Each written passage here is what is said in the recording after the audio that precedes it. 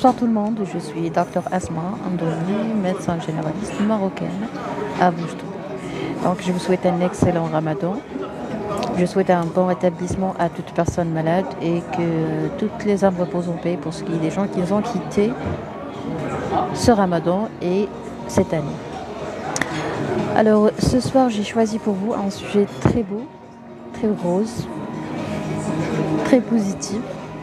Il s'agit de la positivité. On va essayer de parler d'une façon rationnelle, d'une façon logique, d'une façon médicale. Et puis on va essayer d'assurer et de créer, si vous voulez, une certaine ambiance très vraie, très authentique et surtout très bonne pour la santé. Pourquoi j'ai dit ça? Parce que malheureusement, de nos jours, on entend plusieurs personnes parler de la positivité d'une façon qui est anormale, d'une façon qui est bien loin de la logique. Je m'explique. C'est une petite critique qui est très, je pense, qui est très constructive et puis qui est très bénéfique pour les gens. Il faut arrêter de mentir. D'accord? Il faut apprendre à arrêter de se mentir. C'est-à-dire, moi j'ai déjà traité dans mon cabinet des gens qui ont été victimes d'un développement personnel qui n'était pas médical, d'un développement personnel qui est très nocif pour la santé. Pourquoi? Parce que les gens se mettaient, ils ont eu cette habitude bizarre de se placer face à un miroir et de se dire je suis fort, je suis confiant, je suis self-confident. Alors ça, merci beaucoup, coach, le meilleur maître de kickboxing. Merci, Tarek. Alors, moi, j'ai déjà traité des victimes de cette bêtise qui s'appelle le développement personnel, qui n'est pas médical. Et du coup, j'ai trouvé qu'il y a plusieurs personnes qui souffraient, par exemple, de la dépression, qui avaient un problème de timidité, qui avaient un problème de zone de confort très rétrécie, qui avait un problème, qui avait juste un petit souci d'éducation. Okay, donc, par exemple, il y a une bonne partie des gens, un certain nombre de gens, de patients, qui avaient juste un problème de soft skills, si vous voulez, un problème d'intelligence sociale. On a tous été des enfants, on a tous été des adolescents, et on est tous passés par une période ou des stations, d'accord, où on avait ce sentiment de se sentir faible, de se sentir timide, de se sentir indécis. Ok, ça c'est normal, ça fait partie des étapes ou des stations par lesquelles on doit passer pour arriver à une personnalité bien épanouie. D'accord? Donc pourquoi on ne prend pas les escaliers? Le grand problème dans le coaching ou dans le développement personnel non médical qui se trouve et qui a même monopolisé, si vous voulez, les réseaux sociaux, c'est que tout le monde veut aider les gens à se développer sur le plan personnel, mais tout en les empêchant de sentir et de vivre tranquillement les étapes normales de l'évolution. Avant d'arriver à un stade de maturité émotionnelle, il faut passer par l'immaturité. Avant d'arriver à un stade de confiance en soi, il faut passer par des stations de manque de confiance en soi. Okay, ça c'est normal, ça c'est la normale. Alors rien qu'en disant ça à mes patients, ça les rassure et ça leur donne vraiment, ça booste leur confiance en soi. Quand tu dis à quelqu'un que c'est très normal de ne pas être confiant dès le début, ça lui donne de la force. Par contre, quand je dis à quelqu'un, il faut que tu travailles sur ta confiance en soi, il faut que tu sois vraiment confiant, ça tue. Okay? Si tu veux détruire quelqu'un, si tu veux détruire la confiance en soi de quelqu'un, dis-lui cette phrase. Demande-lui d'être confiant. Okay? Ça, c'est une bêtise.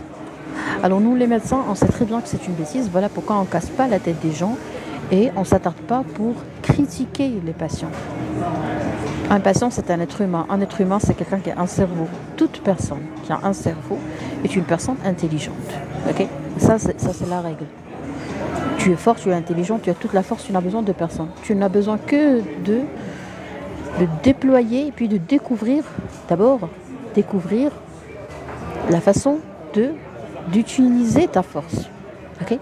Tout le monde est fort, tout le monde est confiant, tout le monde a des atouts, tout le monde a des dons. Mais le problème, c'est dans la relativité. C'est-à-dire quoi? On n'est pas tous faits pour être des médecins. On n'est pas été faits pour être tous des ingénieurs. On n'est pas fait pour avoir un grand diplôme. On n'est pas fait pour, on n'est pas tous censés suivre un parcours X. Ok? Alors, la relativité, je pense que c'est un outil qui est merveilleux et c'est un outil qui te permet d'être toi-même. Une fois que tu es toi-même, vraiment, tout ira bien. Be yourself and everything will be okay. Alors, si tu veux pas être toi-même, tu vas te perdre. Moi, je me suis déjà perdue, je l'avoue, avec un esprit sportif. Pourquoi? Parce que je m'adresse toujours aux adolescents. Déjà, mon compte et tout ce que je fais sur les réseaux sociaux, c'est dédié aux adolescents et aux jeunes âgés de moins de 24 ans.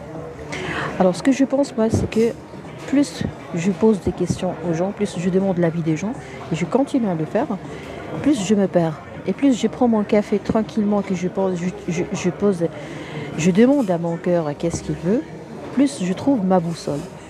Alors, essayons de découvrir ensemble quelle est la différence entre la boussole et la montre, comme a dit Stephen Covey dans son best-seller Priorité aux priorités. Okay? First thing first. Alors, la boussole, c'est quoi? La boussole, c'est un moyen qui va t'aider à ne jamais te perdre. La montre, c'est quoi? C'est un moyen qui te permet de faire les choses, d'assurer une certaine efficience et de faire les choses, de bien gérer le temps, comme a été expliqué dans le livre et comme je l'ai découvert moi-même dans ma vie personnelle et professionnelle. Plus tu fais attention à la montre, plus tu vas te demander, mon Dieu, j'ai 24 ans, je ne me suis pas encore mariée. Mon Dieu, j'ai 30 ans, je n'ai pas encore de bébé. Mon Dieu, j'ai 40 ans, mon enfant n'a pas encore 20 ans. Mon Dieu, j'ai 50 ans, mes enfants ne sont pas encore mariés. D'accord, ça c'est la montre. La boussole, c'est la boussole. Ça me parle, vous n'êtes plus sur Facebook. Si, sauf que je préfère... bon, tout dépend de mon état d'humeur. Des fois, j'ai envie de... À chaque fois que je veux discuter en français, je préfère TikTok parce que là-bas, je suis critiquée en permanence. Et puis, il y a ce qu'on appelle la gestion des émotions. Donc, moi, j'ai découvert que c'est très important et c'est très intelligent d'apprendre à gérer ses émotions. C'est-à-dire, au lieu de me casser la tête pour aller expliquer quelque chose à quelqu'un, je ne me casse pas la tête et je fonce pour faire exactement ce que je veux. Voilà pourquoi j'évite au maximum possible Facebook, parce que c'est plein de critiques et de négativité. Et le sujet de ce soir, il est bien loin de la mentalité de Facebook. C'est un sujet qui est très positif, qui parle de la boussole, qui parle de la confiance en soi, qui parle de la relativité et puis qui parle de combien on est très différents. La capacité de chacun et chacune est relative. Bravo Sidi Mohamed. On n'est pas égaux, on n'est pas identiques et on n'est pas censé l'être. Ok, d'accord, mashallah. Merci Sidi Ahmed. Bonsoir docteur, bonsoir Nour Houda. Alors, la boussole. La boussole c'est quoi? La boussole c'est un peu lié à l'âme. Donc, en médecine, l'Organisation mondiale de la santé définit la santé comme étant un état complet de bien-être physique, psychique et mental, et non pas l'absence d'infirmité. Okay? Ça c'est l'OMS. Alors docteur Asma, qui est moi, dit que pour être en bonne santé, il faut assurer un certain bien-être physique, psychique, mental et spirituel. On a absolument besoin de prendre soin de notre âme. Vous avez une âme, ok, donc vous devez la nourrir. Alors si tu n'es même pas conscient que tu as une âme et que ça nécessite une nourriture, une alimentation au quotidien, de façon instantanée, ça veut dire que tu négliges une partie très importante de ton existence qui est l'âme. Et ça c'est très méchant. Le livre sera enregistré, madame, parce que vous venez de dire des choses trop importantes. Ah, ça fait plaisir. J'ai eu peur à un certain moment, vous avez dit, le livre a été enregistré, j'ai eu peur, je me suis dit peut-être un problème de droit d'auteur. Je suis vraiment ravissante, machallah docteur, je ne sais pas ce qui a changé aujourd'hui. Alors ce qui a changé, c'est tout simplement l'entourage. Quand on est entouré par sa famille, on est plus épanoui. Quand on est entouré par des gens à la hauteur, on devient à la hauteur. Et quand on est entouré par des gens qui sont bien réconciliés avec eux-mêmes, avec leur enfant intérieur, et qui ont des cœurs blancs, automatiquement on devient blanc. On devient blanc. Ok. Pardon, je rigole. On devient vraiment très très propre. C'est comme si on fait le grand ménage de notre âme et de notre esprit. Vous êtes une belle femme. Merci. Vous aussi, vous êtes très beau, très belle. J'adore, on peut se connaître, tu es célibataire. Non, monsieur, je pense que vous devez connaître plus votre psychologue parce que le fait de dire à une dame sur les réseaux sociaux que vous êtes belle alors qu'il est en train de vous montrer comment reconnaître votre boussole, cela veut dire que vous avez des soucis psychologiques, donc votre psychologue fera l'affaire. La boussole, c'est comme un baromètre de mesure notre capacité, mais c'est fictif. Alors, la boussole, c'est très abstrait, ok, mais c'est un moyen de vous montrer combien c'est important de. Ok, la montre est importante. L'efficience est importante. L'efficience, c'est-à-dire faire un bon travail dans un temps qui est plus ou moins court. Ok. L'efficacité, elle est importante.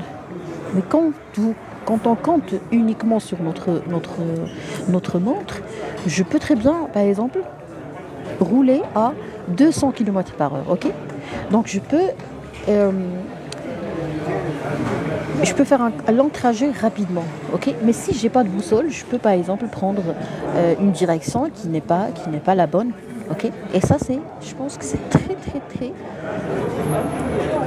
dangereux de rouler à grande vitesse, ok, et de compter sur le temps, sur la montre, ok, et d'être très rapide, très efficace, mais dans une direction qui n'est pas la bonne. Vous voyez? C'est ça la différence entre la boussole et la montre. Très bien, alors on a terminé avec ce point. Deuxième point que j'aimerais partager avec les adolescents. Je rappelle que je ne parle qu'avec les adolescents. Et puis un tout petit rappel s'il vous plaît pour la fausse page qui vous arnaque en utilisant mon nom et en mettant des photos de médicaments pour persuader les abonnés que c'est moi et qu'on peut avoir ces... On peut s'acheter ou s'offrir ces médicaments. Je vais vous dire que c'est une fausse page et qu'on a déjà déposé les plaintes contre cette page. On a déjà mis au courant le procureur général et tout, l'ordre des médecins et tout. Méfiez-vous de toute personne qui marchandise les médicaments sur les réseaux sociaux parce que c'est interdit. Tu veux un médicament, tu recours à une pharmacie. Si tu ne recours pas à une pharmacie pour s'acheter un médicament, cela veut dire que vous aussi, vous n'êtes pas normal. Ok, bonsoir docteur. Oh, bonsoir madame Maman. D'accord. C'est bizarre, pour moi je trouve ça bizarre, ok. Donc s'il vous plaît, je vous prie de bien faire attention. Vous n'avez pas le droit, en tant que citoyen, de s'acheter ou d'acheter des médicaments en dehors des pharmacies.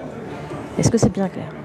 Alors pour les gens qui aiment faire une consultation à distance et qui n'ont pas qui ne savent pas comment ça marche, alors il suffit de vous connecter, il suffit de visiter le site www.docexpress.ma et là-bas vous allez découvrir un autre monde qui est très soft, très simple, très facilité pour les gens. Donc vous pouvez par exemple chercher mon profil et là vous allez choisir le rendez-vous, la date et l'heure qui vous convient. Ok. Après vous allez recevoir une confirmation. Une fois que je confirme votre rendez-vous, je peux le modifier, je peux vous envoyer un email. Vous allez recevoir une réponse automatique qui contient plusieurs informations. Par exemple, l'adresse du cabinet et tout. Sinon, vous pouvez mentionner que vous voulez une consultation à distance. D'accord? On fait les consultations via Zoom.